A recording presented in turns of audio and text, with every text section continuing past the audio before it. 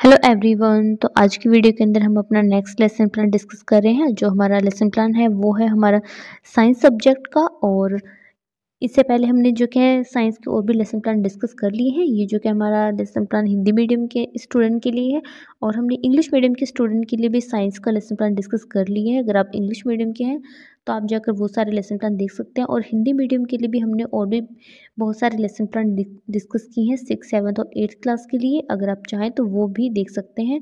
वो सारे lesson plan आपको इस चैनल के ऊपर मिल जाएंगे। ठीक है, आपको उसके लिए अलग से प्लेलिस्ट भी मिल जाएगी, आप वो भी देख सकते हैं।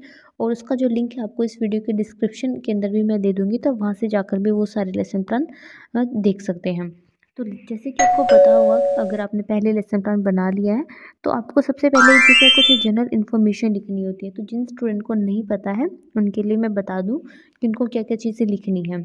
जैसे कि फर्स्ट आपको लिखना होता है दैनिक पाठ्य योजना नंबर। ठीक है, जैसे कि आपका कौन सा लेसन प्लान नंबर है, फर्स्ट है, सेकंड है, थर्ड है, फोर्थ है, फिफ्थ है।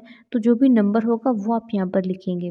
ठीक है, अगर फर्स्ट है तो फर्स्ट लिख देंगे, सेकंड है तो सेकंड लिख देंगे।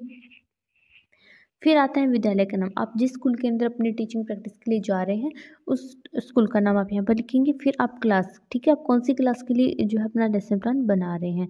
तो हमारा जो लेसन प्लान है वो है 9th क्लास के लिए, हम 9th क्लास लिख देंगे। और आप जिस भी क्लास के लिए बना रहे हैं तो वो क्लास का नाम आप यहाँ पर लिखेंगे। फिर आपको लिखना था सब्जेक्ट। जो हमारा सब्जेक्ट है वो क्या है, सामान्य विज्ञान। ठीक है, फिर हमें लिखना है प्रकरण। प्रकरण मतलब हमें हमारा टॉपिक का नाम लिखना है जो है पदार्थों का शुद्धिकरण। फिर आप यहाँ पर डेट लिखेंगे, फिर आप कालांश लिखेंगे। कालांश का क्या मीनिंग है कि उस स्कूल के अंदर आपका ये कौन सा लेक्चर था, ये फर्स्ट, सेकंड, थर्ड जो भी था। अगर ये फर्स्ट लेक्चर था तो यहाँ पर आप फर्स्ट लिख देंगे, और सेकंड था तो आप यहाँ पर सेकंड लिख देंगे। ठीक है, उसके बाद आती है समय अवधि। ठीक है, यहाँ पर आपको टाइम पीरियड लिखना है कि उस स्कूल के अंदर एक लेक्चर कितने टाइम का था। 30 मिनट का था तो 30 मिनट लिखेंगे, और अगर वो 40 मिनट का था, 35 मिनट का था, तो जितना भी टाइम आपके स्कूल में आपका लेक्चर था वो आप यहाँ पर लिखेंगे। ठीक है, उसके बाद हमें लिखने होते हैं शिक्षण उद्देश्य। शिक्षण उद्देश्य होते क्या है कि एक टीचर का पढ़ाने का, वो जो भी सब्जेक्ट स्टूडेंट को करवा रहा है, वो जो भी टॉपिक स्टूडेंट को करवा रहा है, उसको करवाने के पीछे टीचर का एम क्या है, वो स्टूडेंट को क्या चीज़ सिखाना चाह रहा है, वो क्या हो जाएंगे, हमारे शिक्षण उद्देश्य हो जाएंगे। जिसकी फर्स्ट है ज्ञानात्मक। ठीक है, तो इससे क्या उसके व्यवहार में परिवर्तन होगा। जैसे कि फर्स्ट है छात्र पदार्थों के शुद्धिकरण का प्रत्यासंवरण कर सकेंगे।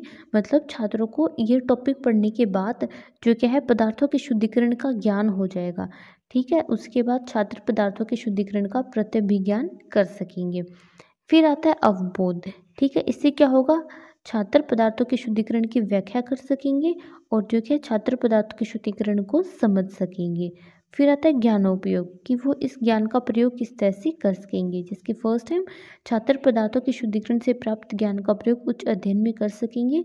सेकंड है छात्र पदार्थों के शुद्धिकरण से संबंधित ज्ञान का उपयोग दैनिक जीवन की नवीन परिस्थितियों में कर सकेंगे। ठीक है, फिर इसी तरह से जो क्या आपको अपने कौशल संबंधी उद्देश्य है, फिर अभिरुचि। ठीक है, और उसके बाद अभिवृत्ति संबंधी जो उद्देश्य हैं वो यहाँ से आपको देकर अच्छे से लिख देने हैं। ये सारे जो उद्देश्य होते हैं ये आपको हर एक लेसन प्लान के अंदर लिखने होते हैं।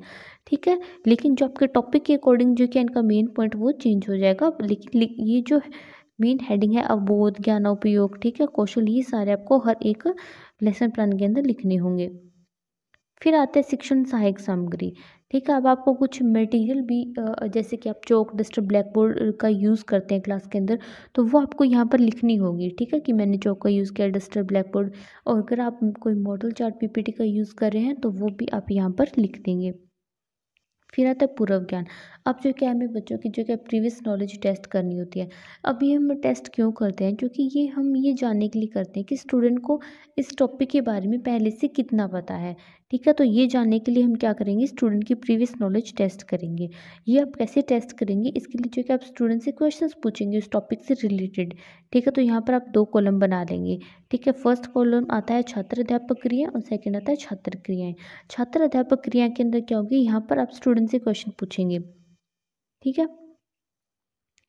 तो वो आप इस कॉलम के अंदर लिख देंगे और स्टूडेंट जो आंसर देंगे वो आप छात्र क्रिया वाले कॉलम के अंदर लिख देंगे।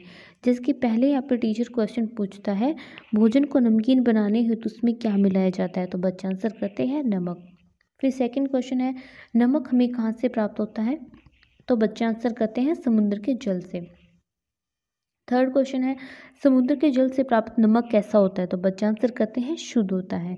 नेक्स्ट होते हैं अशुद्ध नमक से शुद्ध नमक किस प्रकार प्राप्त किया जा सकता है, तो बच्चे आंसर करते हैं शुद्धिकरण से। ठीक है, तो इस तरह से आप बच्चों से क्वेश्चन पूछेंगे। फिर आता है उद्देश्य कथन। उद्देश्य कथन क्या होता है, अब आप अपने टॉपिक की अनाउंसमेंट करेंगे, मतलब अब आप बच्चों को बताएंगे कि आज जो क्या है हम पदार्थों के शुद्धिकरण के बारे में पढ़ने वाले हैं। आपको जो क्या क्लास में जाते ही बच्चों को नहीं बताना है कि आज हम कौन सा टॉपिक करने वाले हैं, आपको उनकी पहले प्रीवियस नॉलेज टेस्ट करनी है और उसके बाद ही जो क्या है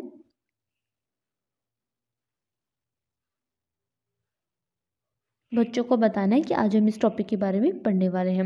अब वीडियो में आगे बढ़ने से पहले अगर आपको वीडियो हेल्पफुल लगी है तो वीडियो को लाइक कर दें और चैनल के ऊपर न्यू है तो चैनल को सब्सक्राइब कर दें, जिससे आपको आने वाली जो वीडियो है उसका नोटिफिकेशन मिल जाए। और आपको ये लेसन प्लान कैसा लगा ये आप कमेंट करके बता सकते हैं, आपको हेल्पफुल लगा है या फिर नहीं।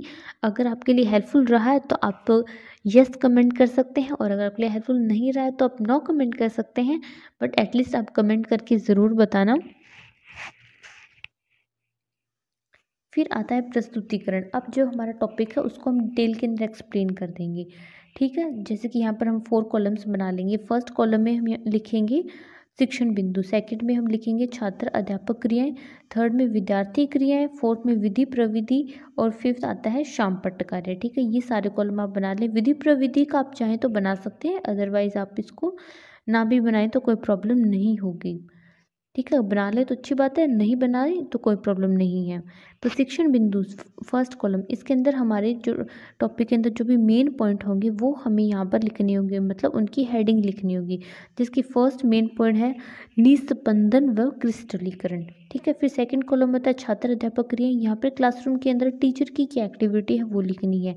ठीक है, टीचर जो क्या स्टूडेंट से कोई क्वेश्चन पूछ रहा है या फिर टीचर स्टूडेंट के किसी क्वेश्चन का आंसर दे रहा है तो वो आप यहाँ पर लिखेंगे। थर्ड आती है विद्यार्थी क्रियाएं। क्लासरूम के अंदर स्टूडेंट की क्या एक्टिविटी है, स्टूडेंट टीचर की बात को ध्यान से सुन रहे हैं या फिर स्टूडेंट टीचर के किसी क्वेश्चन का आंसर दे रहे हैं, तो वो आप यहाँ पर लिखेंगे। फिर विधि प्रविधि, मतलब आपने कौन सी विधि यूज़ किया, आपने प्रश्न उत्तर विधि यूज़ की या फिर व्याख्यान विधि यूज़ की है। फिर आता है शाम पट्ट कार्य। यहाँ पर आपको ब्लैक बोर्ड वर्क ठीक है लिखना होगा, जिसकी फर्स्ट हमारा सेक्शन बिंदु आता है निस्पंदन व क्रिस्टलीकरण। ठीक है, ये आप हेडिंग डाल देंगे। फिर आता है विकासात्मक प्रश्न। ये जो पॉइंट है बच्चों से करवाने से पहले आप जो कि यहाँ पे कुछ क्वेश्चन बच्चों से पूछेंगे। ठीक है, आप क्वेश्चन क्यों पूछते हैं किसी भी टॉपिक को स्टार्ट करने से पहले, जिससे जो क्या बच्चों का इंटरेस्ट क्रिएट हो जाए उस टॉपिक के अंदर।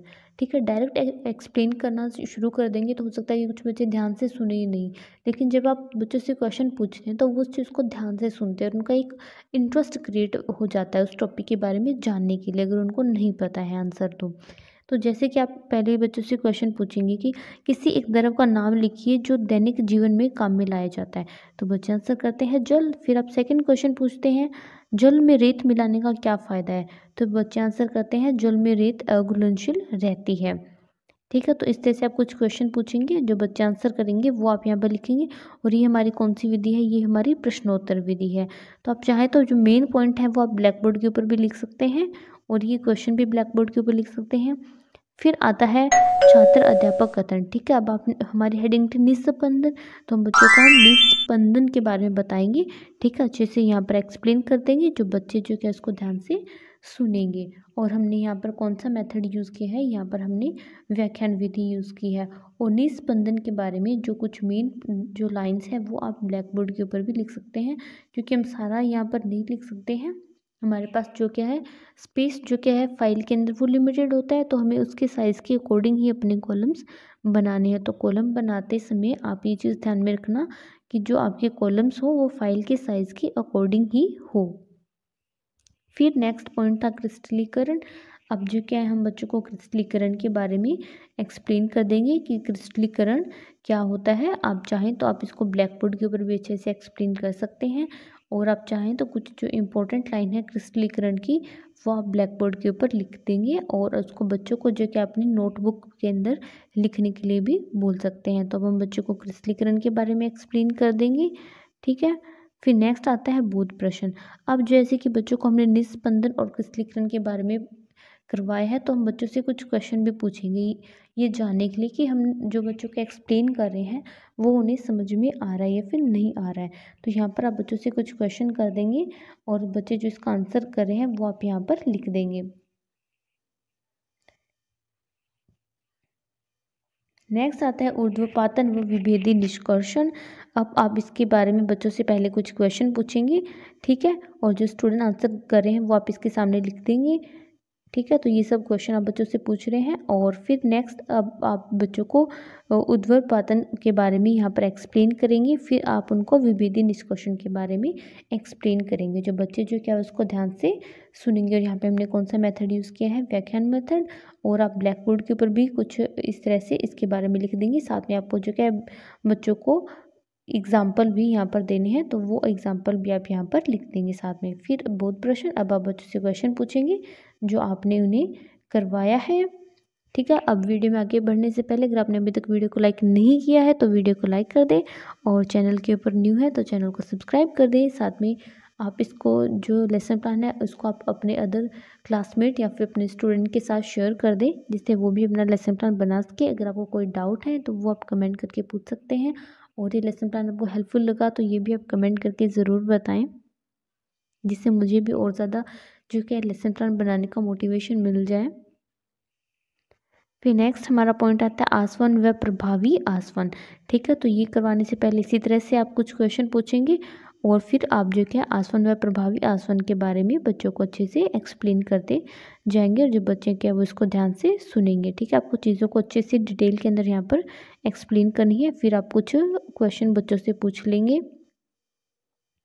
और लास्ट में जो क्या है आप बच्चों से जो क्या कुछ मूल्यांकन प्रश्न पूछेंगे, ये जानने के लिए कि आपने आज जो भी क्लास के अंदर करवाया है वो बच्चों को समझ में आया या फिर नहीं आया है, ठीक है। तो आप इस तरह से कुछ मूल्यांकन प्रश्न बच्चों से पूछेंगे, ठीक है। और उसके बाद लास्ट में जो क्या बच्चों को होमवर्क दे देंगे, ठीक है। तो इस तरह से आपका जो लेसन प्लान है वो कंप्लीट हो जाता है। आई होप वीडियो आपके लिए हेल्पफुल रही है और वीडियो से आपको हेल्प मिली है, और वीडियो से आपको कोई हेल्प मिली है तो वीडियो को लाइक कर दें और चैनल को सब्सक्राइब कर दें। साथ में आप इसे अदर स्टूडेंट के साथ शेयर कर दें।